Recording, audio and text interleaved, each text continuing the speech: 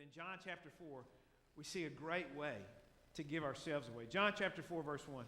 When, therefore, the Lord knew that the Pharisees had heard that Jesus was making and baptizing more disciples than John, although Jesus himself was not baptizing, but his disciples were, verse 3, he left Judea, and he departed again into Galilee. Just very quickly, he's in the southern part, Judea, around Jerusalem. He's headed north into Galilee, where he grew up. And he had to pass through Samaria. Samaria was kind of that middle ground, and it's where the half-breeds lived, and nobody liked them because they weren't full Jews. Jesus was. And most of the Jews didn't like the Samaritans, those who lived in Samaria, because they were lesser people. But John tells us that Jesus had to pass through there. Verse 4, he had to pass through Samaria. So he came to a city of Samaria called Sychar, near the parcel of ground that Jacob gave his son Joseph. Jacob's well was there. Jesus, therefore, being wearied from his journey, was sitting thus by the well. It was about the 6th hour. If you ever need proof that Jesus was a human being as well as being God, that's a great verse. He was tired. Jesus got tired. I bet Jesus laughed. I bet Jesus told jokes. Jesus was a human being. And he was tired from this journey. I'm sure he was tired emotionally from all the garbage that was already happening in his ministry. And yet he knew that God was up to something. He had to go through Samaria, and he was tired, and so he sat by the well. Verse 7. And there came a woman of Samaria to draw water. And Jesus said to her, "Give me a drink." Now this was scandalous. Men normally didn't talk to women. And the women normally came out first thing in the morning because it was much cooler. And they would get their water for the day. They would often come back in the evening to get water for the evening time and at bedtime. But she came out in the 6th hour, which was about noon. The sun is high in the sky, and it's hot. He's tired, and she comes out, and he starts a conversation. She's coming to get water. Very naturally, he says, "Why don't you give me a drink?" His disciples, verse 8, had gone away into the city to buy food, so it's just Jesus and this woman. And the Samaritan woman said to him, "How is it that you, being a Jew, ask me for a drink since I'm a Samaritan?" For Jews have no dealings with them. Verse 10, and Jesus answered and said, "If you knew the gift of God and who it is who says to you, 'Give me a drink,' you would have asked him, and he would have given you living water." He immediately turns the conversation into a spiritual conversation, simply because he knew her needs. He had asked a simple question, makes a simple statement. And she says, "Sir, you have nothing to draw with, and the well is deep. Where then do you get this living water?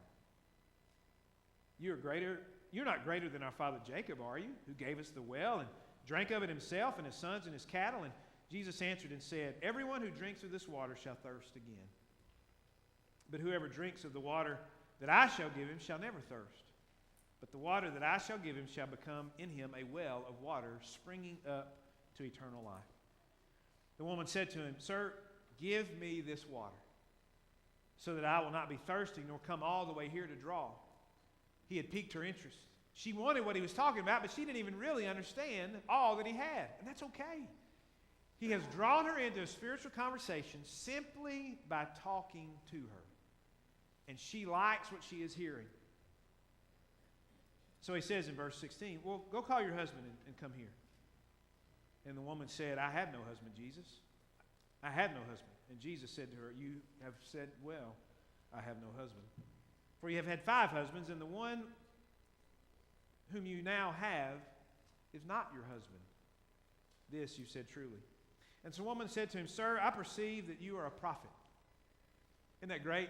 He has peered into her eyes and directly into her soul, and he knows that the man with whom she is now is not her husband, and she's been married 5 times before. He has read her mail, and her response is, "I think you're a prophet." She knew more than she thought. "Sir, I perceive that you're a prophet."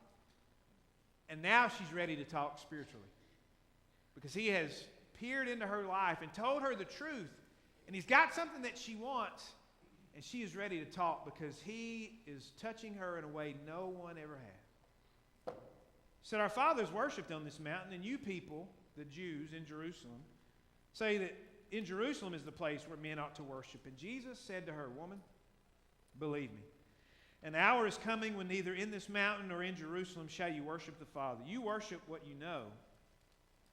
You worship which you do not know. We worship that which we know, for salvation is from the Jews. But an hour is coming, and now is, when the true worshipers shall worship the Father in spirit and truth. For such people the Father seeks to be his worshipers. God is spirit, and those who worship him must worship in spirit and truth. The woman said to him, I know that the Messiah is coming, he who is called Christ. When that one comes, he will declare all things to us. And Jesus said, I who speak to you am he. Jesus had tapped into an inner longing, one that had been there forever. And I promise you, if you'll go out and you'll start conversations with people, just simply talking, asking good questions, I'll give you some in a few minutes, you will find within them a very deep spiritual interest. They will want answers because they have been asking questions all their lives. The writer in Ecclesiastes in chapter 3, verse 11 says that God has put eternity in the hearts of man. That every person wants to know these answers. Many of them just push them down. Others have rejected God altogether, but they still want to know answers. And Jesus was able to bring those things to the surface simply through a conversation because he was willing to go to places that were uncomfortable, places that were a bit unusual. And because he was doing that, she was asking questions. And she said, I know that this Messiah is coming. I talk to people all the time, and they'll say, I know I should be in church. I know that Jesus died for my sins. I know that God exists. They'll know all these truths. They just don't know how to put it to work in their lives. They're hungry and they're waiting. We simply have to go to them. That's what Jesus has done. And at this point, verse 27, his disciples came and they marveled that he'd been speaking with a woman. And yet no one said, what do you seek, or why do you speak with her? So the woman left her water pot and went to the city and said to the men, come see a man who told me all the things that I've done. This is not the Christ, is it? And so they went out of the city, and they were coming to him. And in the meanwhile, the disciples were requesting him, saying, Rabbi, eat. Verse 32, but he said to them, I have food to eat that you don't know about. And the disciples were saying to one another, no one brought him anything to eat, did he? They had gone in town for food. Yet they come back, and Jesus has had this spiritual conversation. He says, I've got food you don't even know about. And look how he concludes, verse 34, 35. My food is to do the will of him who sent me and to accomplish his work. Do you not say, there are yet 4 months, and then comes the harvest? Behold, I say to you, lift up your eyes and look on the field. They are white for harvest. Already he who reaps is receiving wages and is gathering fruit for eternal life, that he who sows and he who reaps may rejoice together. For in this case the saying is true, one sows and another reaps. I sent you to reap that for which you have not labored. Others have labored, and you have entered into their labor. Jesus is telling them, this is what you have been looking for. Sharing God's story is a command. It's not a suggestion. This is where we move into the second point. Many times we don't share. It's because we have not been feeding ourselves, as Michael Phelps has done, to continually fuel his fire. And we don't share this story because we've not worked with it very much. And yet this is a story about the greatest hero of all time. This is the story of one who has broken in, torn the chains away from you, and kept you from spending an eternity in hell, a hero like no other. And so this isn't a story that you have to be timid about. This isn't a story that should bring embarrassment. This is a story about a hero for which you have longed. And yet he still has to make it a command. In Matthew 28, Jesus said, as you are living your lives, make disciples. It is a command, it's not a suggestion. Jim Barrett was at a church several weeks ago talking about missions. He said the pastor, as he preached that day, said, God commands us to share the gospel. God never commanded you to go on vacation.